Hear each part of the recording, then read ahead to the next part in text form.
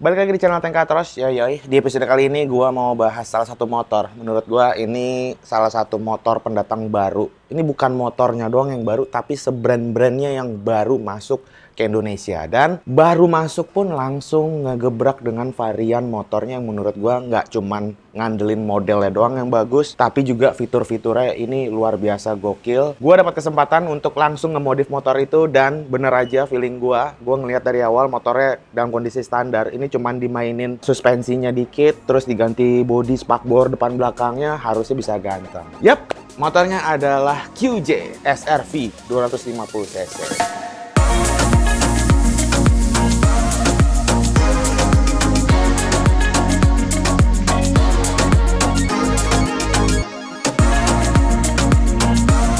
Seperti apa hasil jadinya setelah dimodifikasi? Padahal motornya baru aja di launching kemarin ya. Kita mulai videonya.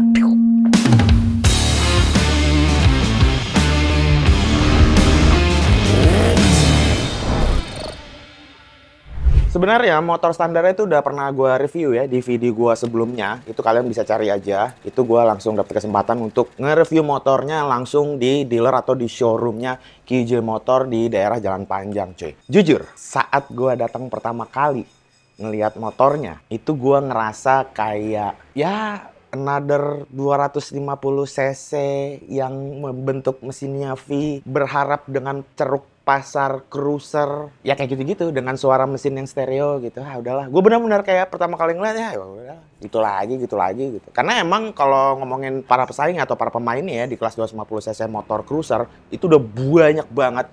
Dari pertama tahun 2019 ada Benelli Patagonian Eagle 250cc, terus ada SM Sport 250cc juga, terus ada Kiwi 250cc juga, ada Benda kalau nggak salah 250cc juga, dan itu udah banyak banget, banjir banget. Fitur-fiturnya ya tinggal bagus-bagusan model aja selera gitu. Tapi ternyata begitu gue lihat, ini ada yang aneh nih. Kok sebelah kiri nggak ada giginya?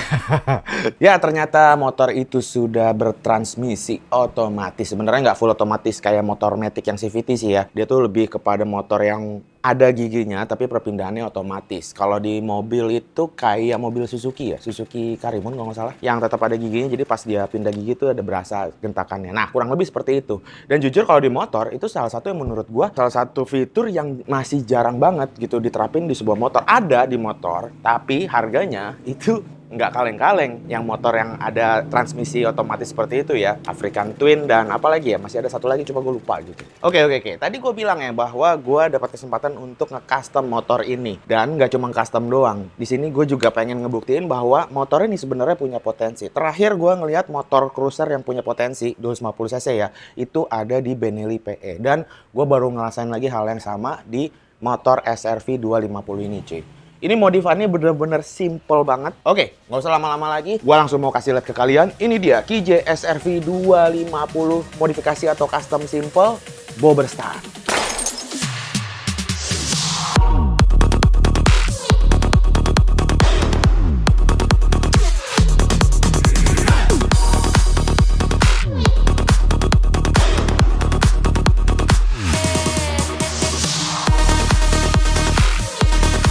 Oke cuy, di depan gua ini udah ada satu unit QJ SR-V 250 yang udah di custom tipis-tipis. Ini modifikasi atau custom ringan banget. Kita cuman maksimalin apa yang udah ada di motor QJ SR-V 250 ini. Seperti kalian lihat tampilannya sekarang udah jadi bobber. Detailnya seperti apa? Langsung aja gua bahas dari kaki-kakinya dulu nih cuy ya. Let's go. Di bagian lingkar roda, seperti kalian lihat ya, mulai dari ban depan belakang sampai velgnya, ini gue masih mengandalkan velg standar bawaannya. Bahkan ini nggak gue apa-apain, karena tadinya itu gue kepikiran pengen gue cat warna kombinasi abu-abu gunmetal gitu di bagian tengahnya. Di pinggirnya itu ada chrome polish gitu kan. Tapi setelah gue lihat-lihat, kayaknya gue takut keramaian. Jadi akhirnya gue biarin hitam aja gitu. Untuk velgnya sendiri, bawaan standarnya ini gue suka banget ya, model palangannya masih masuk banget sama style motornya. Nggak yang tabrakan banget, nggak yang norak juga, nggak yang kelihatan jadul banget velgnya. Menurut gua nggak perlu ganti jari-jari pun pakai velg bawahnya udah oke banget. Ukurannya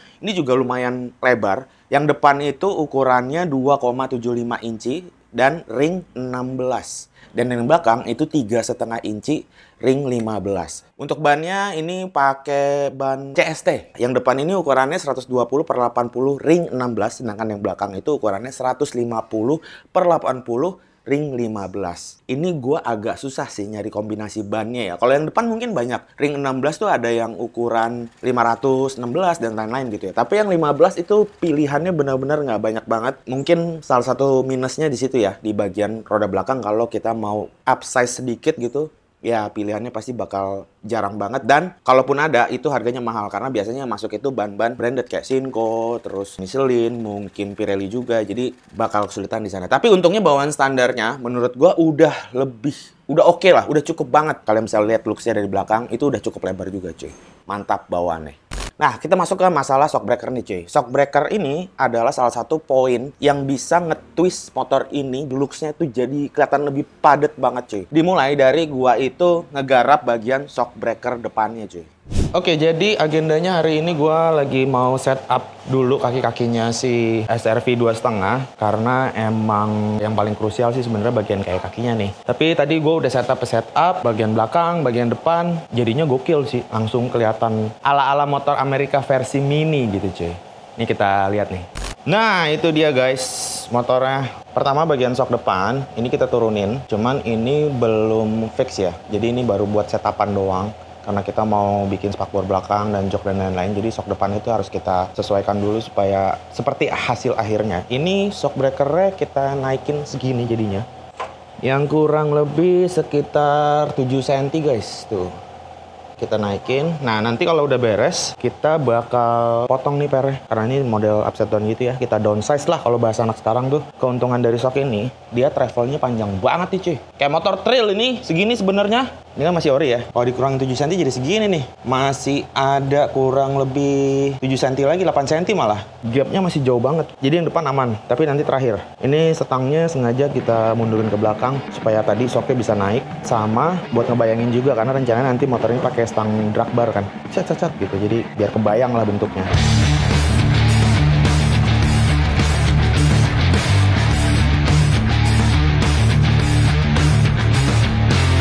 Sekarang seperti kalian lihat, ini setelah di downsize, gue suka banget ya, dibekali dengan tipe upside down dari pabriknya, jadi udah kelihatan keker banget secara tampilan. Modernnya dapet, klasik-klasik ala-ala motor Amerika juga dapet. Ini total keseluruhan kalau dipotong pernya itu sekitar 7 cm kalau nggak salah kemarin ya. Dan ini ribbonnya juga masih enak, nanti kita cobain, gua bakal mainin, kita naikin. Dan untuk menemani shock breaker yang udah di downsize ini, bagian spakbor depan bawaan aslinya yang lumayan agak panjang, itu gua ganti pakai spakbor depan custom. Ini bahannya pakai plat galvanis ya, 1,2 mm. Bracketnya juga kita custom, kita bikinnya simpel aja pakai besi behel gitu, 4 titik di bagian spakbor depannya cuy. Dari bagian suspensi depan ke belakang. Ini sama pentingnya sama yang bagian depan. Yang belakang ini juga gue kemarin sempet utak-atik. Aslinya, shock ini kan shock aslinya nih. Kalau buat tegakin gini, ini dudukannya guys ya. Kalau nggak kelihatan. Nah, jadi segitu tuh. Ya kan, pendek banget. Ini asli kalau nggak salah 30 shock breakernya. 30 mili. Nanti bakal gue ganti yang ukurannya 280 mm. Nggak tahu pakai produk aftermarket atau pakai ini. Tapi di downsize. Karena kalau pakai produk aftermarket, takutnya kempukan. Ini motornya lumayan berat ya, sekitar 180-an, apa 160, 180-an lah. Jadi kita mesti nyari per yang agak tough gitu. Ya, nanti kita lihat nanti. Tapi sampai sejauh ini kita bikin setup kaki-kakinya beres nih cuy. Tuh, looks-nya kurang lebih kayak gini ya. Ini kamera gue agak distorsi pinggir kiri kanannya, jadi mungkin nggak kelihatan terlalu padat. Tapi ya, kayak gini lah. Pol padatnya. Depannya juga kita set padat. Anjay, keren. Oke, dari setup kaki-kaki ini udah beres, udah approval sama gua, jadi tinggal dilanjutin sama tim welder buat nge-setup bagian spakbor belakang joknya kayak gitu-gitu ya. Lanjut.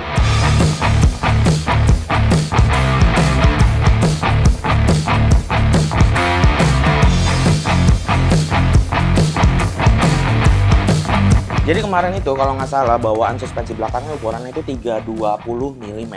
Sebenarnya kemarin tuh kita turunin ada 2 opsi cuy. Yang pertama banget itu kita pakai ukuran shock breaker standarnya. Cuman kita downsize itu kita jadiin 27,5. Shock breaker yang paling pendek yang ada di pasaran yang dijual gitu ya buat motor-motor umum biasanya tuh angkanya 280 mm. Nah kemarin gue coba untuk kita set di angka 27,5, tapi ternyata proses downsize-nya nggak berhasil cuy karena shock breakernya jadinya keras mampus. Gua nggak tahu itu karena spesialis shockbreakernya atau bengkel shocknya. Emang gua nggak kerjain sendiri ya, tapi kemarin tuh kita kerjain di bengkel spesialis shockbreaker. Jadinya nggak main sama sekali, jadi keras banget. Dan hasilnya juga lebih ceper dari ini. Nah, kemarin tuh gua mikir kayak kalau ini lebih ceper, secara tampilan lebih bagus. Tapi takutnya nanti kalau dipakai boncengan atau satu dan lain hal atau bobot pengendaranya juga berat gitu ya, takutnya nanti malah mentok gitu kan. Akhirnya kita ganti pakai produk aftermarket. Yang sekarang ini gua pakai produk dari KTC. Ini ukurannya 280, jadi lebih tinggi dari setupan awal kita, lebih tinggi cuma 5 mm. Dan ini setelannya juga kita udah habisin ke yang setelan paling keras. Ini masih bisa dibikin lebih empuk lagi kalau misalnya berat badannya itu nggak terlalu berat gitu ya. Misalnya kayak cewek-cewek naik, kita bisa empukin lagi. Ini kemarin kita setel yang paling keras. Gue suka sih secara bentuk, shockbreakernya juga simple aja, nggak ada tabungnya. Karena kemarin kita juga nyobain yang ada tabungnya, malah jadi aneh banget gitu ya, kayak berlebih-lebihan lah gitu. Akhirnya kita pilih yang non tabung, bisa disetel juga preloadnya. Ini kita udah setel paling keras. Terus di sini juga udah ada setelan reboundnya, harusnya di bagian bawah bisa diputer-puter, di adjust lagi. Ini udah cukup oke. Bagian as tengahnya juga diameternya cukup besar, dan dia kalau kebanyakan tuh warnanya chrome ya. Ini warnanya gold. Ya sebenarnya aksen-aksen kecil yang simple gitu ya. Cuman bikin motornya jadi kelihatan lebih lux aja gitu.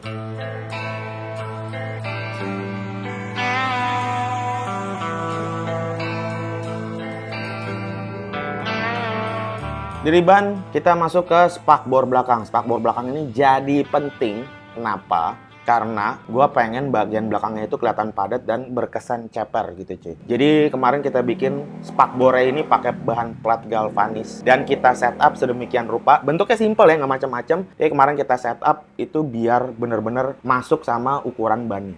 Ini spakbor kita udah bikin, tapi ini kurang lebar ternyata. Ini kita pakai stoknya yang ada di Katros, jadi kita coba-coba, tapi ini yang paling masuk karena bibirnya dia tebel. Gua nyari yang spakbor belakang ring 16. Sebenarnya ini buat ring 16, tapi kan ini 15 ya. Kebetulan kita punya stok, cuman kurang lebar. Jadi nanti kita bakal lebarin lagi kiri kanannya 2 cm, 2 cm, supaya dari gap dari sasis ke spakbor ini juga nggak terlalu jauh. Ini jauh banget soalnya. Tuh kalau dari atas. Nanti kalau berkurang 2 cm jadi lumayan rapat. Terus lebih enak juga dilihat ya, nggak terlalu cungkring. Nggak terlalu kelihatan kayak customan banget, tapi kayak buatan pabrikan lah gitu.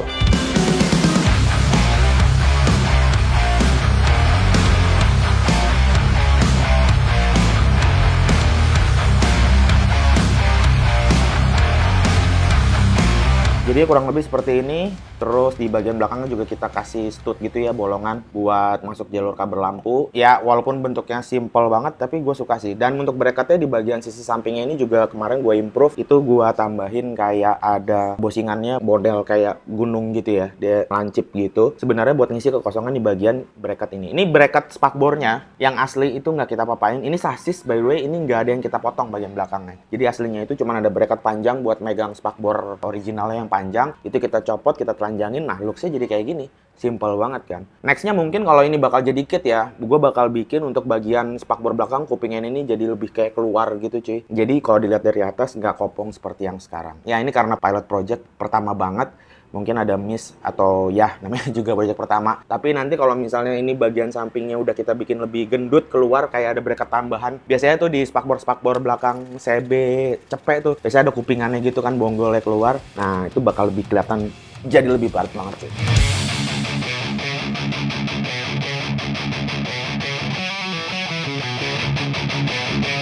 Bagian jok yang gue suka banget, tapi ini jujur sebenarnya ini gue gambling banget ya. Karena pemilihan kulitnya kalau kalian lihat sekarang ini mengkilat sekali. Dan kemarin proses bikinnya juga sebenarnya ya nggak terlalu sulit juga. Kita coba tinggal nyambung aja bagian depan tangki ini. Kita bikinin plat untuk sampai nyambung ke belakang. Dimulai dari pakai karton.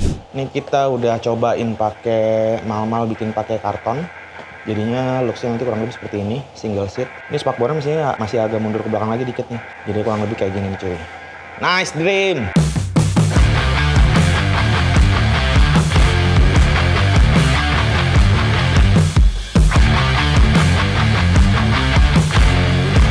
Bahan platnya kita yang bikin, kita yang sesuaiin. Busanya kalau nggak salah kemarin kita juga yang adjust deh ya, untuk kita sesuaikan di motornya. Tapi untuk urusan kulit, ini gua serahkan ke Satya Seat cuy. Kalau kalian nonton ngikutin video-video gue ya, ini sebenarnya joknya itu adalah bahan yang dipakai yang sama di motor chopper 2M gua. Jadi warnanya itu glossy banget, mengkilat banget kayak sepatu pantopel. Dan gue terinspirasi dari motor-motor custom di Jepang waktu gua ke Yokohama tahun 2024 kemarin, cuy. Dan gue coba terapin di sini. Ya, pada akhirnya sih selera sih ya. Ini karena waktunya mepet sebenarnya. Setelah gue lihat hasil akhirnya, gue sebenarnya nggak ada masalah. Kerjaannya rapi banget. Gue suka sama jahitannya rapi, lurus-lurusnya dapat, polanya juga nggak ada yang melenceng. Cuman kalau gue pribadi setelah dipasang kayaknya over gitu ya.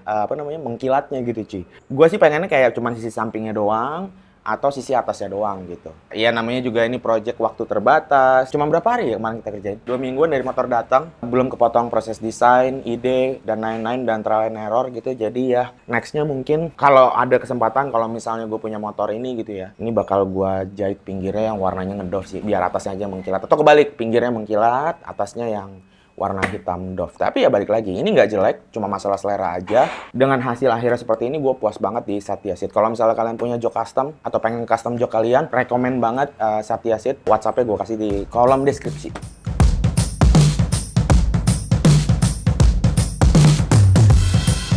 Karena motor ini speknya emang untuk harian gitu ya, jadi lampu-lampu juga tetap kita pasangin. Pertama lampu depan, bagian headlamp ini masih pakai bawaan standarnya, termasuk bando atasnya ini juga masih pakai bawaan standarnya. Cuman bagian ring luarnya aja. Ini yang dicat warna hitam glossy. Aslinya itu warna kayak chrome gitu ya. Jadi biar warna ini tujuannya biar monokrom, jadi gue cat hitam glossy. Lampu sennya ini gue pakai produk aftermarket, dia modelnya kecil, simple, dan pemasangannya juga gampang. Udah LED juga. Warnanya ini kemarin juga gue dapatnya yang warna chrome. Ini gue cat hitam glossy juga biar kesan elegannya tuh dapat kesan elegan misterius. Alah itu pakai gitulah. Termasuk yang lampu sen belakangnya juga kita pasangin. Kita bikinin bracket itu sebenarnya gue pakai bracket lampu sen universal dari custom kit, cuman gue potong karena gue butuh cuman 2 lubang doang. Dan untuk lampu belakangnya itu gue pakai produk aftermarket juga. Sebenarnya ini banyak sih dijual di pasaran ya, tinggal pasang doang di lampu di spakbor belakang, bentuknya simple. Overall untuk lampu-lampu nice lah.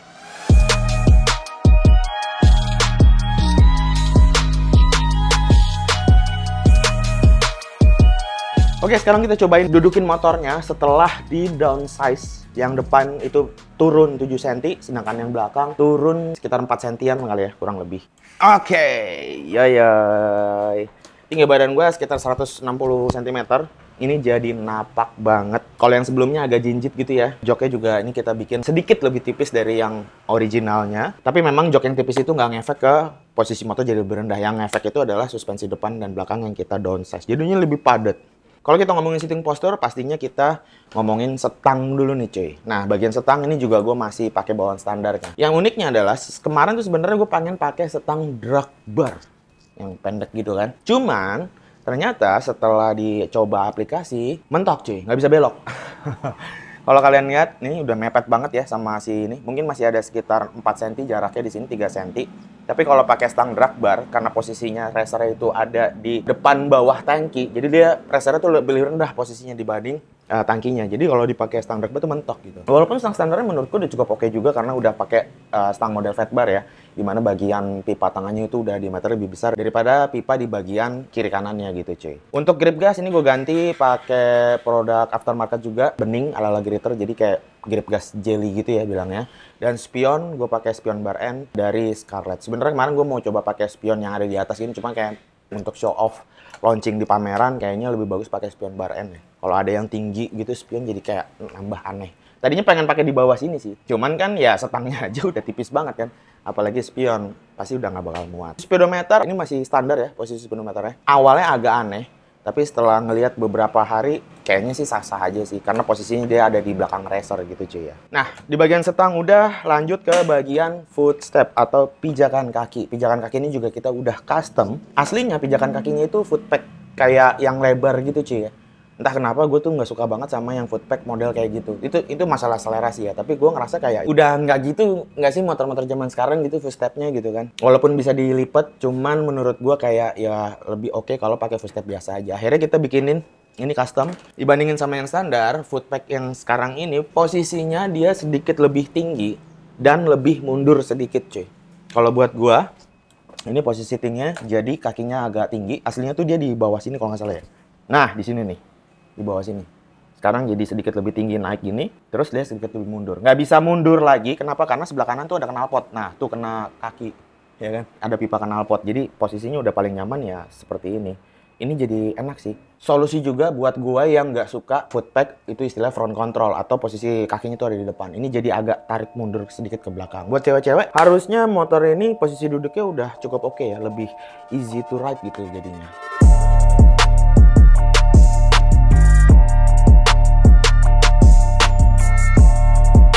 Ada satu detail-detail yang gue tambahin juga di last minute sebenarnya kemarin ya pas perakitan motor ini. Jadi pertama itu kita bikin berupa emblem untuk di bagian depan. Ini ada tulisannya. Kita bikin simple aja, Katros Garage. Terus ada cover untuk master rem juga. Di sebelah kiri dan kanan ada tulisannya juga, Katros Garage. Ditutup tangki. Ini imut banget sih, kecil banget ya. Tapi nggak tahu ya kenapa setelah dipasang tuh gue jadi kayak ngerasa, ih anjing keren juga ya gitu. Ini tutup tangki. Ada inisialnya juga K. Emblem samping. Ini juga kita custom. Nah, emblem tangki ini, fun fact-nya adalah sebenarnya tuh ada tulisannya SRV 2,5 di balik emblem ini. Cuman pas terakhir perakitan gua lihat itu kayak kurang gitu, cuy. Kurang ada satu yang stand out di bagian tangkinya. Walaupun warnanya udah juga orange ya. Nanti gue jelasin kenapa warnanya orange dan bawahnya hitam seperti ini. Nanti gue jelasin. Dan setelah dipasangin emblem, menurut gue jadi jauh lebih elegan, jauh lebih proper gitu cuy, dibanding cuman kayak airbrushan tulisan doang. Bodi samping ini juga ada emblemnya. Ini tulisannya SRV 2,5 kecil aja, model seperti ini kita tempel. Terus emblemnya di bagian knalpot. Karena knalpot ini kita custom. Oke, sebelum ngomongin knalpot, karena gue tahu kalian nungguin suara knalpotnya mungkin ya. Gue mau jelasin sedikit soal pemilihan warna cuy. Pertama, ini warna aslinya hitam semi doff semua. Dan setelah ngobrol sama pihak QJ, itu kita sepakat untuk memilih warna orange. Kenapa? Pertama, karena warna orange itu adalah warna yang paling banyak ditanyain sama customernya gitu. Sebenarnya motor SRV 2,5 itu udah muncul duluan di Malaysia atau di Singapura gitu, atau di Asia Tenggara, gue nggak tahu. Dan di sana itu ada yang warna orange-nya gitu kan. Nah, ini karena edisi customnya, jadi gue saranin untuk nerapin yang warna orange di sini. Ini warna orange berpadu dengan warna hitam. Jadi orange, ada aksen sedikit di bagian tengah garisnya. Ini ada orange yang warnanya lebih tua, sama di bawahnya hitam dengan siluet QJ motor. Sebenarnya itu sengaja gue lakukan. Kenapa? Karena warna orange itu kan warna yang cukup ngejreng ya. Kalau gue cat full semua tangkinya ini warna orange, tangki itu jadi kelihatan gede. Bagian warna hitam di bawahnya ini adalah salah satu trik. Gimana caranya supaya tangki motor itu nggak kelihatan terlalu besar atau kegedean. Kalau tangki motornya memang ukurannya menurut kalian kurang kecil gitu ya, atau kegedean. Itu salah satu trik gua cuy, yang selalu gua lakukan. Kalau misalnya kalian juga punya motor custom atau motor apa yang tangkinya itu kelihatan gede, kalian bisa ngelakuin trik itu juga. Nggak harus setengah tangki juga seperti ini, bisa juga agak kecil, hitamnya agak dikit. Tapi ya kalau bisa hitamnya jangan banyak. Jadi aneh kan gitu ya. Jadi setengah tangki itu dicat warna hitam. Tapi dengan catatan, tangki itu bisa kelihatan lebih kecil kalau warna dominan dan warna sasisnya itu juga warna hitam. Jadi kelihatan lebih slim lah gitu cuy ya.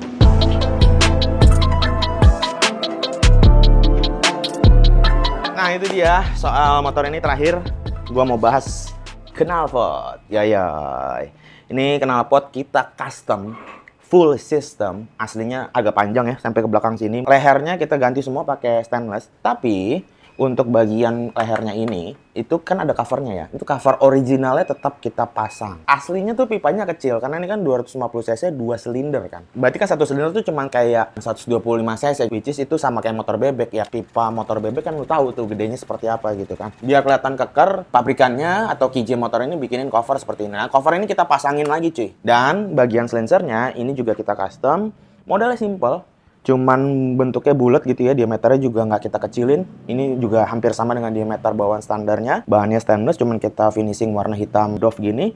Ujungnya stainless aksen untuk nambahin kesan gaharnya atau elegannya gitu cuy. Ini stainless dipoles doang gitu ya. Ini kayak bentuk end cap-nya si silencernya. 2 biji silencernya, atas bawah semua buang kanan karena 2 silinder cuy. Kita coba nyalain motornya.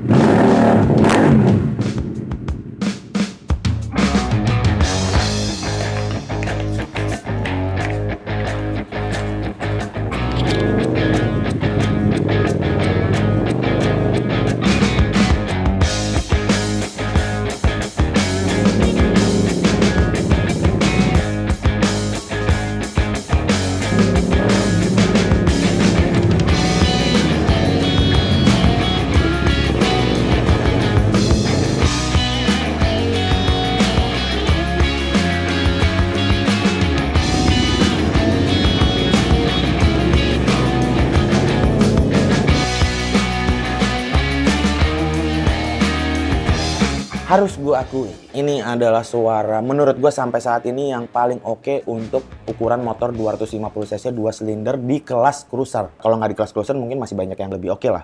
Tapi ini oke banget sih. Kalau Benelli itu karena inline, jadi suara langsam dan RPM rendahnya oke. Tapi begitu suara atasnya tetap stereo, cuman kayak kurang cocok sama modelnya gue pikir ya gitu. Suaranya soalnya kalau pas udah di kecepatan 70-80 tuh jadi kayak suara moge banget gitu.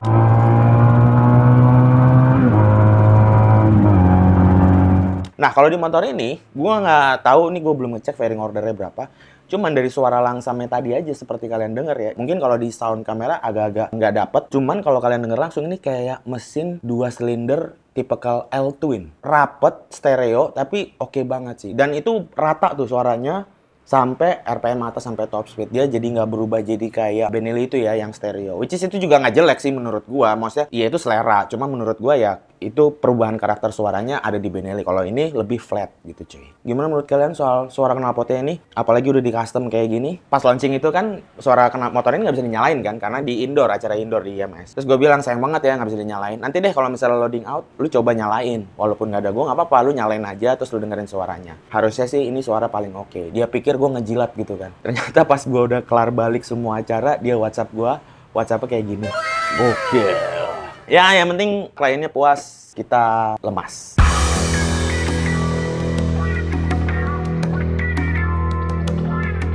Walaupun waktu proses pengerjaan cuma 2 minggu, gua happy banget bisa dapat kesempatan. Mungkin jadi salah satu bengkel pertama kali di Indonesia yang ngegarap motor ini ya. Gua happy banget dan firasat gua benar bahwa motor ini punya potensi yang cukup oke. Hanya dengan mengganti bagian spakbor depan belakang, terus ngecat ulang, sama yang paling penting adalah nyeperin atau bikin downsize. Dan udah diceperin 7 cm pun, ini ground clearance-nya masih cukup aman ya. Untuk posisi tidur ya, komplek-komplek, untuk dipakai touring juga harusnya masih cukup aman banget cuy. Walaupun waktunya mepet tadi seperti gua bilang, tapi masih termasuk on time, motornya jadi, dipoles, pick up-nya datang, langsung naik ke mobil pick up, langsung dikirim ke IIMS.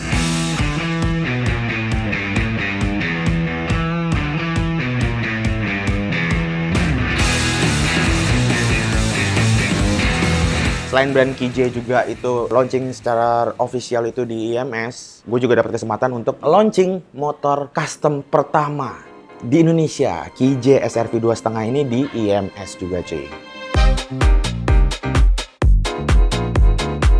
2, 1. Wow, mari kita beri tepuk tangan yang paling meriah.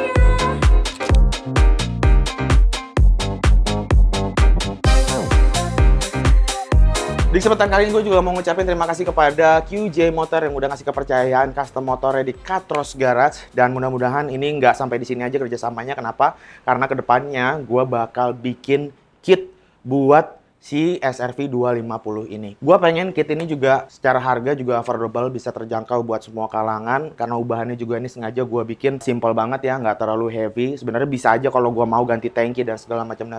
Tapi cuman kelihatan bagus doang. Tapi kalau ada customer pengen nge-custom jadi mahal dan segala macam ya, poinnya bukan di situ sih sebenarnya. Jadi tungguin aja nanti. Update lanjutannya yang pasti bakal gue umumin di Instagramnya Katros Garage. Kolaborasi apa, kit apa yang bakal kita luncurin untuk dipasangin di SRV 2.5 ini. Bocorannya adalah kit yang nanti kerjasama antara KJ Motor dan Katros itu tidak menghanguskan garansi dari SRV 250 atau dari KJ Motor. Garansinya itu tetap ada, bisa dicicil juga kalau nggak salah. Jadi harga kitnya itu bisa masuk ke cicilan. Belum ada kayaknya di Indonesia ya yang modifikasi, beli motor baru, motor bisa dicicil, customan ya juga bisa ikut dicicil juga. Jadinya biayanya terjangkau buat semuanya. Oke, gua rasa itu aja untuk episode kali ini. Kalau kalian suka sama video kali ini, silahkan tekan tombol like-nya dan share juga ke teman-teman kalian. Jangan lupa subscribe supaya gue tetap semangat bikin konten kayak gini nih soal motor custom. Videonya langsung aja gue tutup seperti biasa, gue Teng cabut. Peace!